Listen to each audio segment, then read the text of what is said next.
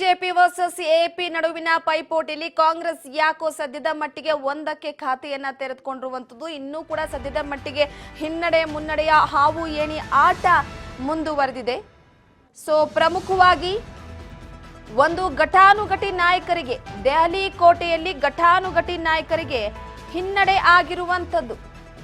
15 ಕ್ಷೇತ್ರಗಳಲ್ಲಿ ಕಮಲ ಪಡೆ ನಾಗಾಲೋಟವನ್ನ ಸಾಧಿಸಿದ್ರೆ 14 ಕ್ಷೇತ್ರಗಳಲ್ಲಿ ಎಎಪಿ ಅಭ್ಯರ್ಥಿಗಳಿಗೆ ಮುನ್ನಡೆ ಇದೆ. ಒಂದು ಕ್ಷೇತ್ರದಲ್ಲಿ ಮಾತ್ರ ಕಾಂಗ್ರೆಸ್ ಇದ್ರೆ ಗ್ರೇಟರ್ ಕೈಲಾ ಕ್ಷೇತ್ರದಲ್ಲಿ ಆಪ್ ಅಭ್ಯರ್ಥಿಗೆ ಮುನ್ನಡೆ ಸಾಧಿಸಿರುವಂತದ್ದು. ಶುಕರ್ ಬಸ್ತಿ ಕ್ಷೇತ್ರದಲ್ಲಿ ಸತ್ಯೇಂದ್ರ ಜೈನ್ ಮುನ್ನಡೆ ಸಾಧಿಸಿದ್ದಾರೆ. 18 ತಿಂಗಳು ಜೈಲಿನಲ್ಲಿದ್ರು. ಅಬಕಾರಿ ಹಗರಣದಲ್ಲಿ ಸತ್ಯೇಂದ್ರ ಜೈನ್ ಜೈಲನ್ನ ಸೇರಿದ್ರು. ಸದ್ಯಕ್ಕೆ ಶುಕರ್ ಬಸ್ತಿ ಕ್ಷೇತ್ರದಲ್ಲಿ ಸತ್ಯೇಂದ್ರ ಜೈನ್ ಮುನ್ನಡೆ ಸಾಧಿಸಿದ್ದಾರೆ.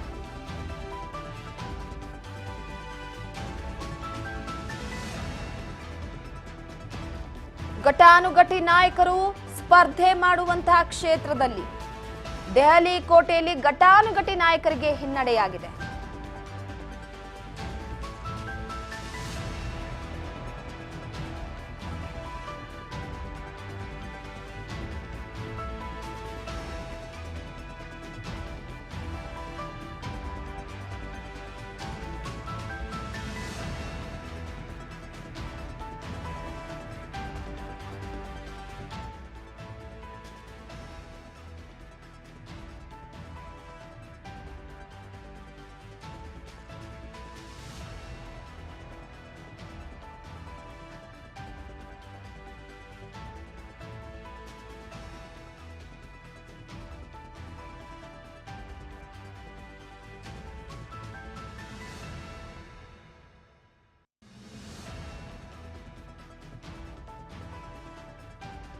ಬಿಜೆಪಿ ಹೇಳಿಕೊಂಡಿದೆ, ಎಕ್ಸಿಟ್ ಪೋಲ್ ಫಲಿತಾಂಶವನ್ನ ತಿರಸ್ಕರಿಸಿದೆ. ದೆಹಲಿಯ ಕೋಟೆಯಲ್ಲಿ ಘಟಾನುಘಟಿ ನಾಯಕರಿಗೆ ಹಿನ್ನಡೆಯಾಗಿದೆ. ಆಮ್ ಆದ್ಮಿ ಪಕ್ಷ ಎಕ್ಸಿಟ್ ಪೋಲ್ಗಳ ಭವಿಷ್ಯವನ್ನ ತಿರಸ್ಕರಿಸಿದ್ದು, ನಾವೇ ಮತ್ತೆ ಸರ್ಕಾರವನ್ನ ರಚಿಸುತ್ತೇವೆ ಅಂತ ಪಕ್ಷದ ಸಂಚಾಲಕ ಅರವಿಂದ್ ಕೇಜ್ರಿವಾಲ್ ಅವರು ಮತ್ತೆ ಸಿಎಂ ಆಗಲಿದ್ದಾರೆ ಅಂತ ಹೇಳಿಕೆ ಕೊಡಲಾಗಿದೆ. क्या जवाब दिया आपने? उनको जवाब दिया, परिवर्तन करा है। दिल्ली के अंदर 10 साल से विकास के काम सारे रुके हुए थे। सीवर गली में भरे हुए थे, सड़कें टूटी हुई थी, गंदा पानी आ रहा था, लोग परेशान थे। लोगों ने परेशान होके भारी संख्या में वोट डाले हैं और दिल्ली के अंदर परिवर्तन है। दिल्ली के अंदर भाजपा की सरकार बनने वाली है। यहाँ पर आप हमेशा आरोप लगा रहे हैं केजरीवाल जी और उनकी पार्टी के लोग कि उनके विधायक को तोड़ने की कोशिश की जा रही है, पैसे खिलाने की कोशिश की जा रही है। जब दिल्ली में सरकार हमारी बन रही है, हमारे सारे विधायक जीत के आ रहे हैं, तो हमें क्या जरूरत? वो तो झूठ बोलता है। जनता ने उनको इस बार क्या जवाब दिया आपने? उनको जवाब दिया, परिवर्तन करा है। दिल्ली देखिए, हम तो सब सनातनी लोग हैं और हमारा भगवान में, श्री राम में, हनुमान जी में, सभी अपने इष्ट देवों में विश्वास है। अपने माता पिता के आशीर्वाद पर विश्वास है और मैं कह सकता हूं इस पूरे आत्मविश्वास के साथ जिस प्रकार से दिल्ली में रुझान दिख रहे हैं, जिस प्रकार से दिल्ली में लोगों का मूड दिख रहा है, दिल्ली जिस तरह से 20 साल पिछड़ी है, दिल्ली भी देश के साथ अपना विकास चाहती है, दिल्ली के गौरव को वापस करना चाहते हैं और देश के प्रधानमंत्री मोदी जी ने जो नया विकसित भारत का सपना दिया है, वो सपना दिल्ली भी देख रही है। तो मोदी जी के सपने के साथ दिल्ली चलेगी और कमल खिलेगा। अलायंस की जहाँ तक बात हो रही है, कांग्रेस को क्या लग रहा है कि वो हार रहे थे, वो अलायंस की बात कर रहे हैं, उनको लग रहा है? मालूम नहीं, वो दोनों ए बी टीम है, पहले भी दोनों ने अलायंस किया, लेकिन इस बार बीजेपी की आंधी में सारे अलायंस उड़ जाएंगे और भारतीय जनता पार्टी की सरकार बनेगी। आके हाथ में है, अच्छा ही होगा। आके हाथ में है, अच्छा ही होगा। आके हाथ में है, अच्छा ही होगा। जनता ने उनको इस बार क्या जवाब दिया आपने? उनको जवाब दिया, परिवर्तन करा है। दिल्ली के अंदर 10 साल से विकास के काम सारे रुके हुए थे। सीवर गली में भरे हुए थे, सड़कें टूटी हुई थी, गंदा पानी आ रहा था, लोग परेशान थे। लोगों ने परेशान होके भारी संख्या में वोट डाले हैं और दिल्ली के अंदर परिवर्तन है। दिल्ली के अंदर भाजपा की सरकार बनने वाली है।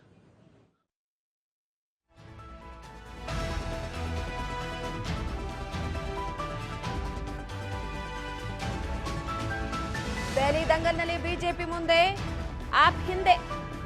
21 ಕ್ಷೇತ್ರದಲ್ಲಿ ಮುನ್ನಡೆಯನ್ನ ಕಾಯ್ದುಕೊಂಡಿದೆ ಬಿಜೆಪಿ ಮುನ್ನಡೆಯನ್ನ ಕಾಯ್ದುಕೊಂಡಿರುವಂತದ್ದು. ಆಪ್ ಹಿನ್ನಡೆಯನ್ನ ಕಾಯ್ದುಕೊಂಡಿದೆ. ಅದು ಕೂಡ 21 ಕ್ಷೇತ್ರದಲ್ಲಿ ಬಿಜೆಪಿ ಮುನ್ನಡೆ ಸಾಧಿಸಿದೆ. 18 ಕ್ಷೇತ್ರಗಳಲ್ಲಿ ಆಪ್ ಅಭ್ಯರ್ಥಿಗಳಿಗೆ ಮುನ್ನಡೆ. ಕೇವಲ 1 ಕ್ಷೇತ್ರದಲ್ಲಿ ಮಾತ್ರ ಕಾಂಗ್ರೆಸ್ಗೆ ಮುನ್ನಡೆ ಇರುವಂತದ್ದು.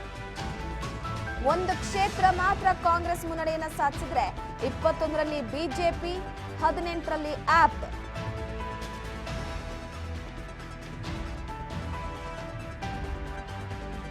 ಮತ ಎಣಿಕೆಯ ಕೇಂದ್ರಗಳಿಗೆ 3 ಹಂತದಲ್ಲಿ ಬಿಗಿ ಭದ್ರತೆಯನ್ನು ಒದಗಿಸಲಾಗಿದೆ.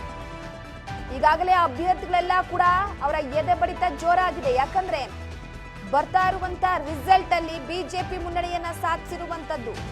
ಈಗಾಗಲೇ ನಾವೇ ಗೆಲ್ತೀವಿ, ನಾವೇ ಅಧಿಕಾರವನ್ನ ವಹಿಸ್ಕೊಳ್ತೀವಿ ಅಂತ ಬೀಗ್ತಾ ಇರುವಂತ ಆಪ್ಗೆ ಮುಖಭಂಗ ಆಗುತ್ತಾ? 19 ಕ್ಷೇತ್ರಗಳಲ್ಲಿ ಮುನ್ನಡೆಯನ್ನ ಸಾಧಿಸಿದೆ ಆಪ್. ಕೇವಲ 1 ಕ್ಷೇತ್ರಕ್ಕೆ ಮಾತ್ರ ಕಾಂಗ್ರೆಸ್ ಮುನ್ನಡೆಯನ್ನ ಸಾಧಿಸಿರುವಂತದ್ದು. ಬಹುನಿರೀಕ್ಷಿತ ದಿಲ್ಲಿ ವಿಧಾನಸಭಾ ಚುನಾವಣೆಯ ಫಲಿತಾಂಶ ಇಂದು ಮಧ್ಯಾಹ್ನದ ವೇಳೆಗೆ ಗೊತ್ತಾಗುತ್ತೆ. ಆಡಳಿತಾರೂಢ ಆಪ್ ಸತತ 3ನೇ ಬಾರಿಗೆ ಅಧಿಕಾರ ಹಿಡಿಯುವ ಮೂಲಕ ಹ್ಯಾಟ್ರಿಕ್ ಜಯದ ನಿರೀಕ್ಷೆಯಲ್ಲಿದೆ. ಆದರೆ ಯಾಕೋ ಆ ನಿರೀಕ್ಷೆ ಹುಸಿಯಾಗಬಹುದಾ? ಇನ್ನ ಸುಮಾರು 12 ವರ್ಷಗಳಿಂದ ರಾಷ್ಟ್ರ ರಾಜಧಾನಿಯಲ್ಲಿ ಅಧಿಕಾರದಿಂದ ದೂರ ಉಳಿದಿರುವಂತಹ ಕಾಂಗ್ರೆಸ್ ಕೂಡ ಸರ್ಕಾರವನ್ನ ರಚಿಸುವ ಉತ್ಸಾಹದಲ್ಲಿದೆ. ಇದೆಲ್ಲದರ ನಡುವೆ ಮತಗಟ್ಟೆಯ ಸಮೀಕ್ಷೆಗಳು ದಿಲ್ಲಿ ವಿಧಾನಸಭೆಯ 27 ವರ್ಷಗಳ ಬಳಿಕ ಬಿಜೆಪಿ ಮರಳಿ ಅಧಿಕಾರವನ್ನ ಪಡೆಯುತ್ತಾ 2 ದಶಕಗಳ ನಂತರ. ಮತ ಎಣಿಕೆ ಕೇಂದ್ರದ ಸುತ್ತಮುತ್ತ ಬಿಗಿ ಭದ್ರತೆಯನ್ನ ನಿಯೋಜನೆ ಮಾಡಲಾಗಿದೆ. ಈಗಾಗಲೇ 21 ಕ್ಷೇತ್ರದಲ್ಲಿ ಬಿಜೆಪಿ ಮುನ್ನಡೆಯನ್ನ ಸಾಧಿಸಿರುವಂತದ್ದು. 19 ಕ್ಷೇತ್ರದಲ್ಲಿ ಆಪ್ ಇದ್ರೆ ಕಾಂಗ್ರೆಸ್ ಕೇವಲ 1 ಕ್ಷೇತ್ರದಲ್ಲಿ ಮಾತ್ರ ಮುನ್ನಡೆ ಸಾಧಿಸಿದೆ. ಒಟ್ಟಾರೆಯಾಗಿ ಸದ್ಯದ ಮಟ್ಟಿಗೆ ಘಟಾನುಘಟಿ ನಾಯಕರಿಗೆ ಹಿನ್ನಡೆಯಾಗಿದೆ. ಯಾರ ಅಧಿಕಾರ ಗಟ್ಟಿಯಾಗಲಿದೆ, ದೆಹಲಿಯ ಸಿಂಹಾಸನ ಯಾರ ಪಾಲಿಗೆ ಒಲಿಯುತ್ತೆ ಅನ್ನುವಂಥದ್ದು ಸದ್ಯಕ್ಕೆ ಪ್ರಶ್ನೆಯಾಗಿರುವಂಥದ್ದು. 23 ಕ್ಷೇತ್ರಗಳಲ್ಲಿ ಮುನ್ನಡೆಯನ್ನ ಕಾಯ್ದುಕೊಂಡಿದೆ ಬಿಜೆಪಿ. 21 ಕ್ಷೇತ್ರದಲ್ಲಿ ಮುನ್ನಡೆಯನ್ನ ಕಾಯ್ದುಕೊಂಡಿತ್ತು. ತದನಂತರ ಈಗ 23 ಕ್ಷೇತ್ರದಲ್ಲಿ ಮುನ್ನಡೆಯನ್ನ ಕಾಯ್ದುಕೊಂಡಿದೆ ಬಿಜೆಪಿ. ನಿರ್ಣಾಯಕ ದೆಹಲಿ ವಿಧಾನಸಭಾ ಚುನಾವಣೆಯ ಮತ ಎಣಿಕೆ ಆರಂಭ ಆಗಿದ್ದು ಈಗಾಗಲೇ ಯಾರು ಮುನ್ನಡೆ ಯಾರು ಹಿನ್ನಡೆ ಅನ್ನುವಂಥದ್ದು 3ನೇ ಬಾರಿಗೆ ಅಧಿಕಾರದ ಅವಧಿ ವಿಚಾರವಾಗಿ ಪರಿತಪಿಸ್ತಾ ಇದೆ ಎಎಪಿ. 2 ದಶಕಗಳಿಗೂ ಹೆಚ್ಚು ಕಾಲದ ನಂತರ ಅಧಿಕಾರವನ್ನ ಮರಳಿ ಪಡೆಯುವುದಕ್ಕೆ ಮುಂದಾಗ್ತಿದೆ. ಎಎಪಿ ನಾಯಕರು ತಮ್ಮ ಕಾರ್ಯಕ್ಷಮತೆಯನ್ನ ಕಡಿಮೆ ಅಂದಾಜು ಮಾಡಿದ್ದಾರೆ. ಸೊ ಈ ಹಿನ್ನೆಲೆಯಲ್ಲಿ ಒಂದು ಕಡೆ ಏನಾಗಬಹುದು ಅನ್ನುವಂಥದ್ದು 2015ರ ದೆಹಲಿ ಚುನಾವಣೆಯ ನಂತರ ಹೊರಬಿದ್ದಂತಹ ಮತಗಟ್ಟೆಯ ಸಮೀಕ್ಷೆಗಳಲ್ಲಿ ತಜ್ಞರು ಎಎಪಿ ಮತ್ತು ಬಿಜೆಪಿ ನಡುವೆ ನಿಕಟ ಸ್ಪರ್ಧೆ ಇರುತ್ತೆ ಅಂತ ಊಹಿಸಿದ್ರು. ಆದ್ರೆ ಎಎಪಿ ರಾಷ್ಟ್ರ ರಾಜಧಾನಿಯಲ್ಲಿ 70 ಕ್ಷೇತ್ರಗಳಲ್ಲಿ 67 ಸ್ಥಾನಗಳನ್ನ ಗೆಲ್ಲುತ್ತದೆ ಅಂತ ಯಾರು ಕೂಡ ನಿರೀಕ್ಷೆ ಮಾಡಿರಲಿಲ್ಲ. 2015ರಲ್ಲಿ ಬಿಜೆಪಿ ಕೇವಲ 3 ಸ್ಥಾನಗಳನ್ನ ಮಾತ್ರ ಗೆದ್ಕೊಂಡಿತ್ತು. ಕಾಂಗ್ರೆಸ್ ಮಾತ್ರ ಯಾವುದೇ ಸ್ಥಾನವನ್ನ ಗೆದ್ದಿರಲಿಲ್ಲ, ಶೂನ್ಯ ಸಂಪಾದನೆ ಮಾಡಿತ್ತು. ಆದ್ರೆ ಈ ಬಾರಿ ಗೆಲುವಿನ ನಾಗಾಲೋಟವನ್ನ ಯಾರು ಬೀರ್ಲಿದ್ದಾರೆ ಅನ್ನುವಂಥದ್ದು ಸದ್ಯ ಪ್ರಶ್ನೆಯಾಗಿದ್ದು 23 ಕ್ಷೇತ್ರಗಳಲ್ಲಿ ಮುನ್ನಡೆಯನ್ನ ಕಾಯ್ದುಕೊಂಡಿದೆ ಬಿಜೆಪಿ. 19 ಕ್ಷೇತ್ರಗಳಲ್ಲಿ ಆಪ್ ಅಭ್ಯರ್ಥಿಗೆ ಮುನ್ನಡೆ ಆಗಿರುವಂಥದ್ದು. ಸೊ ಒಟ್ಟಾರೆಯಾಗಿ ಈಗಾಗಲೇ ಸದ್ಯದ ಮಟ್ಟಿಗೆ ಬಿಜೆಪಿ ಹಾಗೆ ಆಪ್ ನಡುವೆ ನೇರ ಪೈಪೋಟಿ ಇದ್ದು ದೆಹಲಿಯಲ್ಲಿ ಐತಿಹಾಸಿಕ ಫಲಿತಾಂಶವನ್ನ 2015ರಲ್ಲಿ ಆಪ್ ದಾಖಲಿಸಿತ್ತು. 70ಕ್ಕೆ 67 ಸ್ಥಾನಗಳನ್ನ ಗೆದ್ದುಕೊಂಡಿತ್ತು. ಇವತ್ತು ಬೆಳ್ಳಂಬೆಳಗ್ಗೆ ಬಿಜೆಪಿ ಅಭ್ಯರ್ಥಿ ದುಷ್ಯಂತ್ ಗೌತಮ್ ಅವರು ಕೂಡ ಪ್ರಾರ್ಥನೆಯನ್ನ ಸಲ್ಲಿಸಿದ್ರು. ದೆಹಲಿಯ ವಿಧಾನಸಭಾ ಚುನಾವಣೆಯ ಫಲಿತಾಂಶ ಹೊರ ಬೀಳುವ ದಿನದಂದು ಕರೋಲ್ಬಾಗ್ ವಿಧಾನಸಭಾ ಕ್ಷೇತ್ರದಿಂದ ಬಿಜೆಪಿ ಅಭ್ಯರ್ಥಿ ದುಷ್ಯಂತ್ ಗೌತಮ್ ಅವರು ದೇವಸ್ಥಾನಕ್ಕೆ ಭೇಟಿ ನೀಡಿ ಪ್ರಾರ್ಥನೆ ಸಲ್ಲಿಸಿದ್ರು. 50 ಕ್ಷೇತ್ರದಲ್ಲಿ ಗೆಲ್ಲುವ ವಿಶ್ವಾಸವನ್ನ ವ್ಯಕ್ತಪಡಿಸಿದೆ ಬಿಜೆಪಿ. 50 ಕ್ಷೇತ್ರದಲ್ಲಿ ಗೆಲ್ಲುವ ವಿಶ್ವಾಸವನ್ನ ವ್ಯಕ್ತಪಡಿಸಿದ್ದು ಬಿಜೆಪಿ ಆಪ್ ನಡುವೆ ಭಾರಿ ಹಣಾಹಣಿ ಇದೆ. ದೆಹಲಿ ದಂಗಲ್ನಲ್ಲಿ ಕಾಂಗ್ರೆಸ್ಗೆ ಭಾರಿ ಹಿನ್ನಡೆ ಆಗಿರುವಂತದ್ದು. 53 ಕ್ಷೇತ್ರದಲ್ಲಿ ಗೆಲುವು ನಮ್ಮದೇ ಅಂತ ಆಪ್ ಹೇಳ್ತಾ ಇದ್ರೆ 50 ಕ್ಷೇತ್ರದಲ್ಲಿ ನಾವು ಗೆಲ್ತೀವಿ, ಗದ್ದುಗೆಯನ್ನ ಅಲಂಕರಿಸ್ತೀವಿ ಅಂತ ಮತ್ತೊಂದು ಕಡೆ ಬಿಜೆಪಿ ಹೇಳ್ತಾ ಇದೆ. ಸೊ ಒಟ್ಟಾರೆಯಾಗಿ ಈಗಾಗಲೇ ಮತ ಎಣಿಕೆಯ ಕಾರ್ಯ ಆರಂಭ ಆಗಿದ್ದಾಗಿದೆ. ಹಂತ ಹಂತವಾಗಿ ಈಗಾಗಲೇ ಯಾರು ಮುನ್ನಡೆಯನ್ನ ಸಾಧಿಸ್ತಾ ಇದ್ದಾರೆ, ಯಾರು ಹಿನ್ನಡೆಯಲ್ಲಿದ್ದಾರೆ ಅನ್ನುವಂತ ವಿಚಾರ ಹೊರಬೀಳ್ತಾ ಇದೆ. 2020ರಲ್ಲೂ ಕೂಡ ಮಹಾರಾಷ್ಟ್ರ ಮತ್ತು ಹರಿಯಾಣ ವಿಧಾನಸಭಾ ಚುನಾವಣೆಗಳು 2024ರ ಲೋಕಸಭಾ ಚುನಾವಣೆಗಳಂತೆ ತಪ್ಪಾಗಬಹುದಾದ ಸಮೀಕ್ಷೆಗಳ ವಿಚಾರವಾಗಿ, ನಿಜವಾದ ಫಲಿತಾಂಶಗಳ ವಿಚಾರವಾಗಿ ಒಂದು ಭವಿಷ್ಯವನ್ನ ನುಡಿದಿದ್ದು. 70 ಸದಸ್ಯರ ವಿಧಾನಸಭೆಯಲ್ಲಿ ಹೆಚ್ಚಿನ ಸಮೀಕ್ಷಾದಾರರು ಎಎಪಿಗೆ ಹೆಚ್ಚು ಸ್ಥಾನ ಹೋಗುತ್ತೆ ಅಂತ. ಸೊ ಈಗ ಕೇವಲ ಒಂದು ಕ್ಷೇತ್ರದಲ್ಲಿ ಮಾತ್ರ ಮುನ್ನಡೆಯನ್ನ ಸಾಧಿಸಿದೆ ಕಾಂಗ್ರೆಸ್, ಮತ್ತೆ ಖಾತೆ ತೆರೆದೇ ಇಲ್ಲ. ದೆಹಲಿಯ ದಂಗಲ್ನಲ್ಲಿ ಬಿಜೆಪಿ ಮುಂದೆ ಹೋಗ್ತಾ ಇದ್ರೆ ಆಪ್ ಹಿಂದೆ ಇದೆ. 26 ಕ್ಷೇತ್ರಗಳಲ್ಲಿ ಮುನ್ನಡೆಯನ್ನ ಕಾಯ್ದುಕೊಂಡಿದ್ರೆ ಬಿಜೆಪಿ, 17 ಕ್ಷೇತ್ರದಲ್ಲಿ ಆಪ್ ಅಭ್ಯರ್ಥಿಗೆ ಮುನ್ನಡೆ ಇರುವಂತದ್ದು. ಈಗ 29 ಕ್ಷೇತ್ರದಲ್ಲಿ ಮುನ್ನಡೆ ಸಾಧಿಸಿಕೊಂಡಿದೆ ಬಿಜೆಪಿ. 29 ಕ್ಷೇತ್ರದಲ್ಲಿ ಮುನ್ನಡೆಯನ್ನ ಸಾಧಿಸಿದ್ರೆ ಆಪ್ 17ಕ್ಕೆ ಮಾತ್ರ ಸೀಮಿತವಾಗಿದೆ. ಆದ್ರೆ ಕಾಂಗ್ರೆಸ್ ಮಾತ್ರ ಒಂದರಲ್ಲೇ ಇರುವಂತದ್ದು, ಮತ್ತೆ ಯಾವ ಖಾತೆಯನ್ನು ಕೂಡ ತೆರೆದಿಲ್ಲ.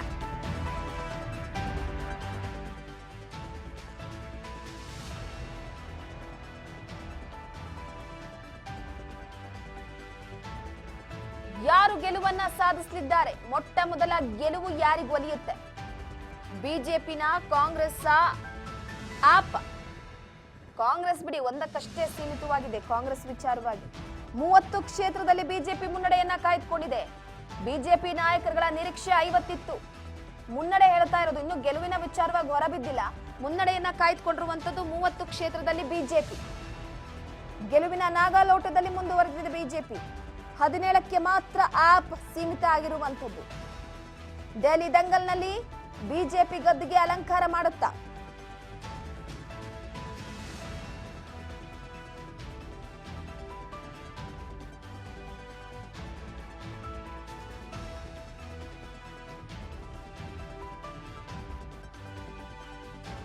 ಮತ ಎಣಿಕೆ ಬೆಳಗ್ಗೆ 8 ಗಂಟೆಯಿಂದ ಆರಂಭ ಆಗಿದ್ದು 20 ಕ್ಷೇತ್ರದಲ್ಲಿ ಆಪ್ ಮುನ್ನಡೆಯನ್ನ ಸಾಧಿಸಿದೆ. 29 ಬಿಜೆಪಿ ಇದ್ರೆ 20 ಆಪ್ ಇದೆ. 31 ಕ್ಷೇತ್ರಗಳಲ್ಲಿ ಈಗ ಬಿಜೆಪಿ ಮುನ್ನಡೆಯನ್ನ ಸಾಧಿಸಿರುವಂತದ್ದು. ಕೇವಲ 11 ಕ್ಷೇತ್ರದ ಡಿಫರೆನ್ಸ್. ಆದ್ರೆ ಕಾಂಗ್ರೆಸ್ ಮಾತ್ರ ಒಂದಕ್ಕೆ ಸೀಮಿತ ಆಗಿದೆ. ಮತ ಎಣಿಕೆಯನ್ನ ಕಠಿಣ ಭದ್ರತಾ ಶಿಷ್ಟಾಚಾರಗಳು ಮತ್ತು ಸಂಪೂರ್ಣ ಪಾರದರ್ಶಕತೆಯೊಂದಿಗೆ ಕೈಗೊಳ್ಳಲಾಗ್ತಾ ಇದೆ. ಕ್ರಮಬದ್ಧ ಮತ್ತು ನಿಷ್ಪಕ್ಷಪಾತ ಎಣಿಕೆಯ ಕಾರ್ಯಾಚರಣೆಯನ್ನ ಮಾಡಲಾಗ್ತಾ ಇದೆ. 5,000 ಸಿಬ್ಬಂದಿಗಳನ್ನ ನಿಯೋಜನೆ ಮಾಡಲಾಗಿದ್ದು ಪ್ರತಿ ಕ್ಷೇತ್ರದ ಚುನಾವಣಾಧಿಕಾರಿ ಎಲೆಕ್ಟ್ರಾನಿಕ್ ಮತಯಂತ್ರ ಅಂದ್ರೆ ಇವಿಎಂ ಟ್ಯಾಬ್ಯುಲೇಷನ್ ಮತ್ತು voter verifiable paper audit trial ಅಂದ್ರೆ ವಿವಿಪಿಎಟಿ ಸ್ಲಿಪ್ ಪರಿಶೀಲನೆ ಎರಡನ್ನ ಕೂಡ ಒಳಗೊಂಡಂತೆ ಪ್ರಕ್ರಿಯೆಗಳನ್ನು ನಡೆಸಲಾಗ್ತಾ ಇದೆ. ನಿಖರತೆಯನ್ನ ಕಾಪಾಡಿಕೊಳ್ಳಲಾಗ್ತಾ ಇದೆ. ಸೊ ಈಗಾಗಲೇ ಸದ್ಯದ ಮಟ್ಟಿಗೆ ಮತ ಎಣಿಕೆಗೆ ಸಜ್ಜಾಗಿದ್ದು, ಅದಾದ ನಂತರವಾಗಿ ಈಗ ದೆಹಲಿ ದಂಗಲ್ನಲ್ಲಿ ಆಪ್ ನಾಯಕರಿಗೆ ಭಾರಿ ಹಿನ್ನಡೆಯಾಗಿದೆ. ಭಾರಿ ಹಿನ್ನಡೆಯಾಗಿರುವಂತದ್ದು ಆಪ್ ನಾಯಕರಿಗೆ. ಎಎಪಿಯ ಘಟಾನುಘಟಿ ನಾಯಕರಿಗೆ ಭಾರಿ ಹಿನ್ನಡೆಯಾಗಿದ್ದು ದೆಹಲಿಯ ಸಿಎಂ, ಮಾಜಿ ಸಿಎಂ, ಮಾಜಿ ಡಿಸಿಎಂಗೆ ಹಿನ್ನಡೆಯಾಗಿದೆ. ಮಾಜಿ ಡಿಸಿಎಂ ಮನೀಶ್ ಸಿಸೋಡಿಯಾ, ಮಾಜಿ ಸಿಎಂ ಅರವಿಂದ್ ಕೇಜ್ರಿವಾಲ್, ಹಾಲಿ ಸಿಎಂ ಆತಿಶಿ, ಮೂವರಿಗೂ ಕೂಡ ಭಾರಿ ಹಿನ್ನಡೆಯಾಗಿದೆ.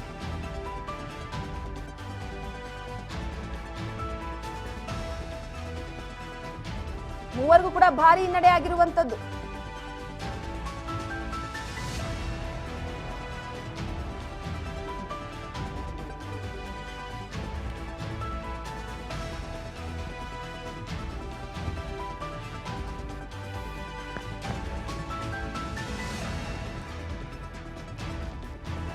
ಎಸ್, ಪ್ರಮುಖವಾಗಿ ಒಂದು ಕಡೆ ಸದ್ಯದ ಮಟ್ಟಿಗೆ ಈಗಾಗಲೇ ದೆಹಲಿಯ ದಂಗಲ್ನಲ್ಲಿ ಯಾರು ಗೆದ್ದು ಬೀಗ್ತಾರೆ ಅನ್ನುವಂಥದ್ದು ಸದ್ಯಕ್ಕೆ ಪ್ರಶ್ನೆ ಆಗಿರುವಂಥದ್ದು. ಸೊ ಒಟ್ಟಾರೆಯಾಗಿ ಈಗಾಗಲೇ ಒಂದು ಹಾವು ಏಣಿಯ ಆಟ ಅದೇ ರೀತಿ ಮುಂದುವರೆದಿದೆ. ಬಿಜೆಪಿ ಈಗಾಗಲೇ ಮುನ್ನಡೆಯನ್ನ ಕಾಯ್ದುಕೊಂಡಿದ್ರೆ ಎಎಪಿ ಮಾತ್ರ ಹಿನ್ನಡೆ, ಆದ್ರೆ ಕಾಂಗ್ರೆಸ್ ಮಾತ್ರ ಒಂದಕ್ಕೆ ಸೀಮಿತವಾಗಿರುವಂಥದ್ದು. ನಾನಾ ರೀತಿಯ ಜನರಿಗೆ ಈಗಾಗಲೇ ಗ್ಯಾರಂಟಿಗಳ ವಿಚಾರವಾಗಿ ಅಂದ್ರೆ ಕಾಂಗ್ರೆಸ್ ಕೂಡ ಜನರನ್ನ ಸೆಳೆಯುವಂತ ಪ್ರಯತ್ನವನ್ನ ಮಾಡಿತ್ತು. ಅದರಲ್ಲೂ ಕೂಡ ಮಹಿಳೆಯರನ್ನ ಅತಿ ಹೆಚ್ಚಾಗಿ ಫೋಕಸ್ ಮಾಡಲಾಗಿತ್ತು. ಇನ್ನ ಆಪ್ ಎಎಪಿ ಕೂಡ ಕೆಲವೊಂದಿಷ್ಟು ಪ್ರಣಾಳಿಕೆಯಲ್ಲಿ ಮತದಾರರನ್ನ ಸೆಳೆಯುವಂತ ಪ್ರಯತ್ನವನ್ನ ಮಾಡಿತ್ತು. ಆದ್ರೆ ಈಗ ಆ ಸಿಎಂಗಳಿಗೆ, ಮಾಜಿ ಸಿಎಂ, ಹಾಲಿ ಸಿಎಂ, ಹಾಗೆ ಮತ್ತೊಂದು ಕಡೆ ಮಾಜಿ ಡಿಸಿಎಂಗೆ ಭಾರಿ ಹಿನ್ನಡೆ ಆಗ್ತಾ ಇದೆ. ಮಾಜಿ ಡಿಸಿಎಂ, ಮಾಜಿ ಉಪಮುಖ್ಯಮಂತ್ರಿ ಮನೀಶ್ ಸಿಸೋಡಿಯಾ, ಅದಾದ ನಂತರವಾಗಿ ಅರವಿಂದ್ ಕೇಜ್ರಿವಾಲ್, ಮತ್ತೊಂದು ಕಡೆ ಅತೀಶಿ ಅವರಿಗೆ ಭಾರಿ ನಡೆಯಾಗಿರುವಂತದ್ದು. ಘಟಾನುಘಟಿ ನಾಯಕರು, 3 ಬಾರಿ ಅಧಿಕಾರದ ಗದ್ದುಗೆಯನ್ನ ಹಿಡಿದಂಥವ್ರು. ಆದ್ರೆ ಈ ಬಾರಿ ಯಾಕೋ ಸದ್ಯದ ಮಟ್ಟಿಗೆ ಬಿಜೆಪಿ 31 ಇದ್ರೆ ಎಎಪಿ 20 ಸ್ಥಾನದಲ್ಲಿದೆ, ಮುನ್ನಡೆಯನ್ನ ಕಾಯ್ದುಕೊಂಡಿದೆ. ಕಾಂಗ್ರೆಸ್ ಮಾತ್ರ 1ಕ್ಕೆ ಸೀಮಿತವಾಗಿದೆ. ಕಾಂಗ್ರೆಸ್ನ ನಿರೀಕ್ಷೆ ಬಹಳಷ್ಟಿತ್ತು, ಆದ್ರೆ ಕಾಂಗ್ರೆಸ್ನ ನಿರೀಕ್ಷೆ ಹುಸಿಯಾಗಿದೆ. ಈಗ ಮುನ್ನಡೆಯ ವಿಚಾರವಾಗಿ ನೋಡೋದಾದ್ರೆ ಬಿಜೆಪಿಗೆ ಆತ್ಮವಿಶ್ವಾಸ ಮತ್ತಷ್ಟು ಹೆಚ್ಚಾಗಿದೆ. ಈಗ ಎಎಪಿ ಆಪ್ ಒಂದು ಪ್ರಣಾಳಿಕೆಯಲ್ಲಿ ನಾನಾ ಭರಪೂರ ಕೊಡುಗೆಗಳನ್ನ ಕೊಟ್ಟರೂ ಕೂಡ ಈ ಬಾರಿ ಸದ್ಯದ ಮಟ್ಟಿಗೆ ಒಂದು ಕಡೆ ಎಎಪಿ ಏನಾದ್ರೂ ಹಿಂದೆ ಉಳಿಬಹುದಾ ಅನ್ನುವಂತಹ ಪ್ರಶ್ನೆ. ಸೊ ದೆಹಲಿಯ ಮಾಜಿ ಸಿಎಂಗೆ ಅರವಿಂದ್ ಅವರಿಗೆ ಸತತ ಹಿನ್ನಡೆಯಾಗಿದೆ. 34 ಕ್ಷೇತ್ರಗಳಲ್ಲಿ ಮುನ್ನಡೆಯನ್ನ ಕಾಯ್ದುಕೊಂಡಿದೆ ಬಿಜೆಪಿ. 20 ಕ್ಷೇತ್ರಗಳಲ್ಲಿ ಆಪ್ ಅಭ್ಯರ್ಥಿಗಳಿಗೆ ಮುನ್ನಡೆ, ಕೇವಲ 1 ಕ್ಷೇತ್ರದಲ್ಲಿ ಮಾತ್ರ ಕಾಂಗ್ರೆಸ್ಗೆ ಮುನ್ನಡೆ. ಮಾಜಿ ಸಿಎಂ ಸಿಸೋಡಿಯಾಗೂ ಕೂಡ ಭಾರಿ ಹಿನ್ನಡೆ.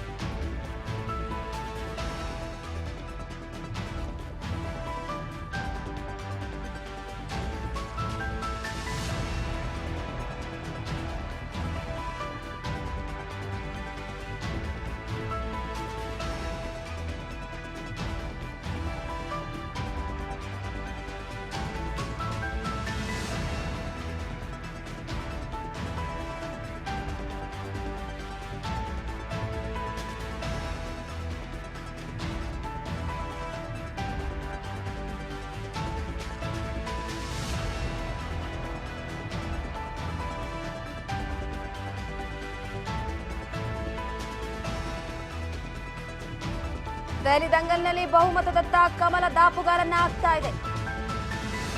34 ಕ್ಷೇತ್ರಗಳಲ್ಲಿ ಮುನ್ನಡೆಯನ್ನ ಕಾಯ್ದುಕೊಂಡಿದೆ ಬಿಜೆಪಿ.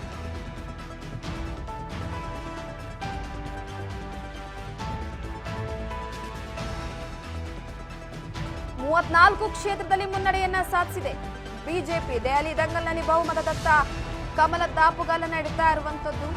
ಬಿಜೆಪಿ ದೆಹಲಿಯ ವಿಧಾನಸಭಾ ಚುನಾವಣೆಗೆ ತನ್ನ 3 ಭಾಗಗಳ ಸಂಕಲ್ಪ ಪತ್ರ ಅಂದ್ರೆ ಪ್ರಣಾಳಿಕೆಯನ್ನ ಬಿಡುಗಡೆ ಮಾಡಿತ್ತು.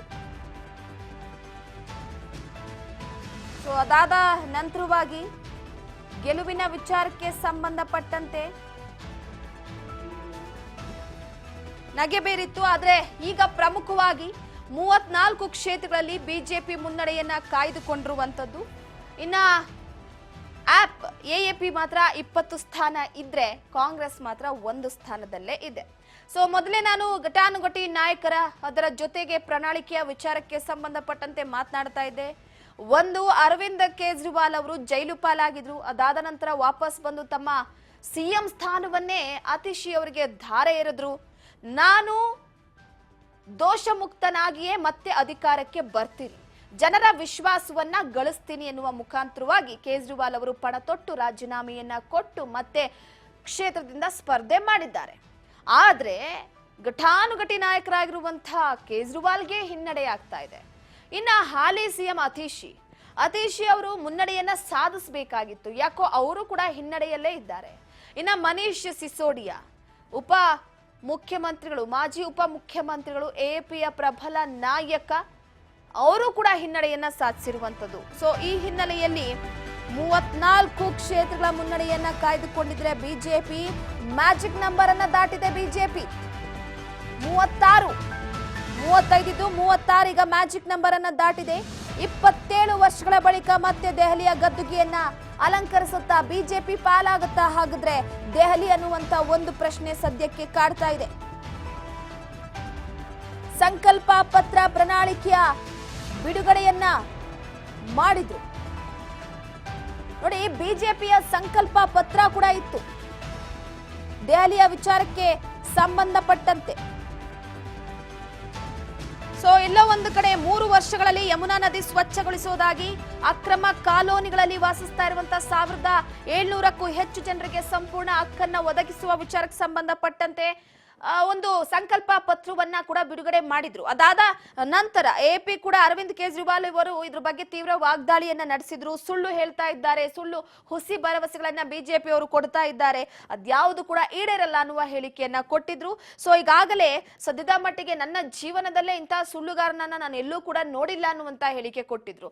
ಆದ್ರೆ ಈಗ ದೆಹಲಿಯ ದಂಗಲ್ನಲ್ಲಿ ಯಾಕೋ ಬಿಜೆಪಿ 36 ಅಂದ್ರೆ ಮ್ಯಾಜಿಕ್ ನಂಬರ್ ಅನ್ನ ದಾಟಿ ದಾಪುಗಾಲಿಟ್ಟಿದೆ. ಅವರ ವಿಶ್ವಾಸ 50 ಗೆದ್ದೇ ಗೆಲ್ತೀವಿ ಅಂತ. ಸೊ ಒಂದು ಕಡೆ 50 ಕ್ಷೇತ್ರದ ವಿಚಾರವಾಗಿ ಭರವಸೆಯನ್ನ ಇಟ್ಕೊಳ್ಳಲಾಗಿತ್ತು. ಇನ್ನ ಸಮೀಕ್ಷೆಗಳು ಹೇಳುವ ಪ್ರಕಾರವಾಗಿ ಬಿಜೆಪಿ ಅಧಿಕಾರಕ್ಕೆ ಬರುತ್ತೆ ಅನ್ನುವಂತ ನಿರೀಕ್ಷೆಯನ್ನ ವ್ಯಕ್ತಪಡಿಸಿದ್ರು. ಸಮೀಕ್ಷೆಯನ್ನ ತಳ್ಳಿ ಹಾಕಿ ನೋಡಿ, ಸಮೀಕ್ಷೆ ಯಾವಾಗ ಉಲ್ಟಾ ಆಗುತ್ತೋ ಗೊತ್ತಿಲ್ಲ, ಸಮೀಕ್ಷೆ ಯಾವಾಗ ನಿಜವಾಗುತ್ತೋ ಗೊತ್ತಿಲ್ಲ. ಆದ್ರೆ ಕೆಲವೊಮ್ಮೆ ಸಮೀಕ್ಷೆಗಳು ನಿಜವಾಗಿರೋದು ಉಂಟು. ಲೋಕಸಭಾ ಚುನಾವಣೆಯಲ್ಲಿ ಈ ಬಾರಿ 2024ರ ಲೋಕಸಭಾ ಚುನಾವಣೆಯಲ್ಲಿ ಸಮೀಕ್ಷೆಗಳೆಲ್ಲ ಕೂಡ ಬುಡ ಮೇಲಾಗಿದ್ವು, ಉಲ್ಟಾ ಪಲ್ಟಾ ಆಗಿದ್ವು. ಆದ್ರೆ ಈಗ 2025ರ ದೆಹಲಿ ಚುನಾವಣೆಯ ಸಮೀಕ್ಷೆ ವಿಚಾರವಾಗಿ ಎಲ್ಲೋ ಒಂದು ಕಡೆ ಬಿಜೆಪಿ ಬಹಳ ಖುಷಿಯಲ್ಲಿ ಈಗ ಕಮಲ ನಿಧಾನವಾಗಿ ಅರಳುತ್ತಾ ಇದೆ. ಇನ್ನೇನು ಕೆಲ ಹೊತ್ತು ಮಧ್ಯಾಹ್ನದ ಒಳಗಡೆ ಯಾರಿಗೆ ಹಿನ್ನಡೆ, ಯಾರಿಗೆ ಮುನ್ನಡೆ, ಯಾರು ಗೆಲುವಿನ ನಗೆಯನ್ನ ಬೀರ್ತಾರೆ, ಯಾರು ಒಂದು ಕಡೆ ಸೋತು ಮನೆಗೆ ಹೋಗ್ತಾರೆ ಅನ್ನುವಂಥದ್ದು ಗೊತ್ತಾಗುತ್ತೆ. ಆದ್ರೆ ಈಗಲೇ ತಿಳಿತಾ ಇದೆ 36 ಕ್ಷೇತ್ರದಲ್ಲಿ ಬಿಜೆಪಿ ಮುನ್ನಡೆಯನ್ನ ಸಾಧಿಸಿದೆ. ಅದಾದ ನಂತರ 1 ಕ್ಷೇತ್ರಕ್ಕೆ ಮಾತ್ರ ತೃಪ್ತಿ ಪಡ್ಕೊಂಡಿದೆ ಕಾಂಗ್ರೆಸ್, ಅಂದ್ರೆ ಅಲ್ಲಿ ಮಾತ್ರ ಮುನ್ನಡೆಯನ್ನ ಸಾಧಿಸಿರುವಂತದ್ದು. ದೆಹಲಿಯ ದಂಗಲ್ ವಿಚಾರವಾಗಿ ಮತ್ತೆ ಅಧಿಕಾರದ ಚುಕ್ಕಾಣಿಯನ್ನ ಹಿಡಿಬೇಕು ಅಂತ ಕನಸಲಿದ್ದಂತ ಎಪಿಗೆ ಭಾರಿ ಮುಖಭಂಗ. ಸೊ ಎಲ್ಲೋ ಒಂದು ಕಡೆ ದೆಹಲಿಯ ಗದ್ದುಗೆ 27 ವರ್ಷಗಳ ನಂತರ ಅಲಂಕಾರ ಮಾಡುತ್ತಾ ಬಿಜೆಪಿ ಅನ್ನುವಂಥದ್ದು.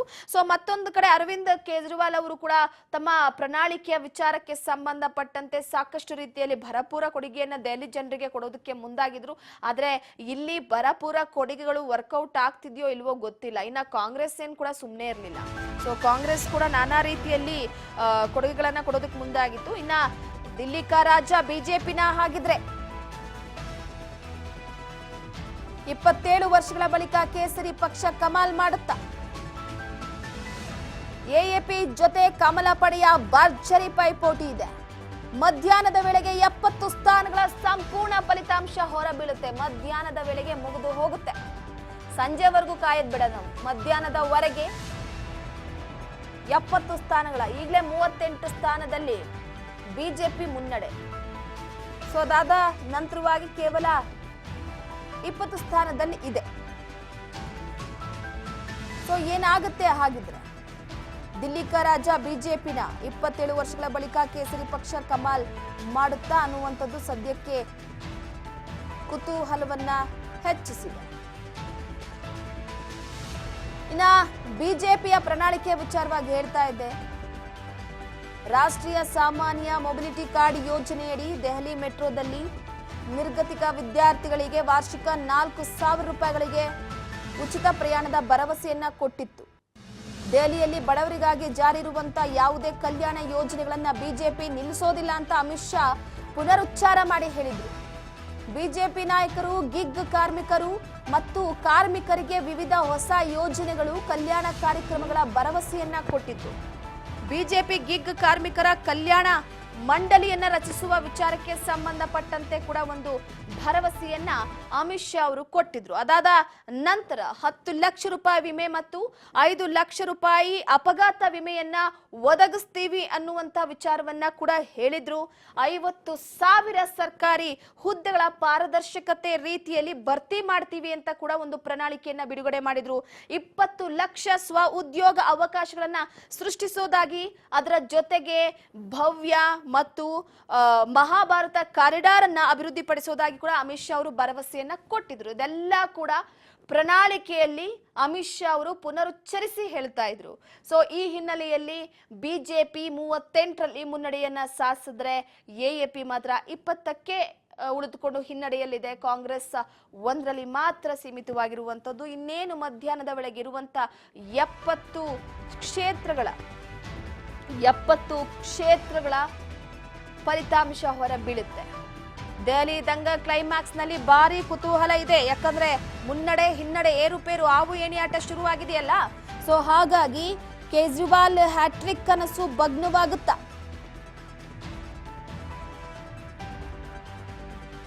ಗದ್ದುಗೆ ಯಾರಿಗೆ ಅನ್ನೋದು ಕೆಲವೇ ಕ್ಷಣಗಳಲ್ಲಿ ಕ್ಲಿಯರ್ ಪಿಕ್ಚರ್ ಸಿಗುತ್ತೆ. ಕೇಜ್ರಿವಾಲ್ ಅವರು ಹ್ಯಾಟ್ರಿಕ್ ಕನಸು ಭಗ್ನ ಆಗುತ್ತಾ ಅನ್ನುವಂತ ಪ್ರಶ್ನೆ. ಕ್ಲೈಮ್ಯಾಕ್ಸ್ ಅಂತ ಒಂದ್ ರೀತಿ ಹೇಗೆ ಅಂತಂದ್ರೆ, ಈ ಕ್ಲೈಮ್ಯಾಕ್ಸ್ ಅಂತಾನೆ ಎಲ್ಲರನ್ನ ಕೂಡ ಹಿಡಿದಿಟ್ಕೊಳ್ಳೋದು. ಚುನಾವಣೋತ್ತರ ಸಮೀಕ್ಷೆಯಲ್ಲಿ ಬಿಜೆಪಿಗೆ ಬಹುಪರಾಕ್ ಬೀಳುತ್ತಾ ಕೊಡ್ಲಾಗಿತ್ತು. ಆಕ್ಚುಲಿ ಡೆಲ್ಲಿಯ 70 ಕ್ಷೇತ್ರಗಳಲ್ಲಿ 699 ಅಭ್ಯರ್ಥಿಗಳ ಭವಿಷ್ಯ ನಿರ್ಧಾರ ಆಗಲಿದೆ. ಗದ್ದುಗೆ ಯಾರಿಗೆ ಅನ್ನೋದೇ 11 ಗಂಟೆ ಹೊತ್ತಿಗೆ ಕ್ಲಿಯರ್ ಪಿಕ್ಚರ್ ಸಿಗುತ್ತೆ. ನೋಡಿ, ಒಂದ್ ಕಡೆ ಚುನಾವಣೋತ್ತರ ಸಮೀಕ್ಷೆಗಳು ಏನೇನು ಹೇಳಿದ್ವು ಅಂತ ನೋಡ್ತಾ ಹೋಗೋಣ ನಾವು. ಪೀಪಲ್ಸ್ ಪ್ಲಸ್ ಅಲ್ಲಿ ಆಮ್ ಆದ್ಮಿ ಎಎಪಿ ಒಂದು 10ರಿಂದ 19 ಸ್ಥಾನ ಗೆಲ್ಲಬಹುದು ಅಂತ ಹೇಳಲಾಗಿತ್ತು. ಬಿಜೆಪಿಗೆ 51ರಿಂದ 60 ಸ್ಥಾನ ಬರುತ್ತೆ ಅಂತ ಪೀಪಲ್ಸ್ ಪ್ಲಸ್ ಸಮೀಕ್ಷೆಯಲ್ಲಿ ಹೇಳಲಾಗಿತ್ತು.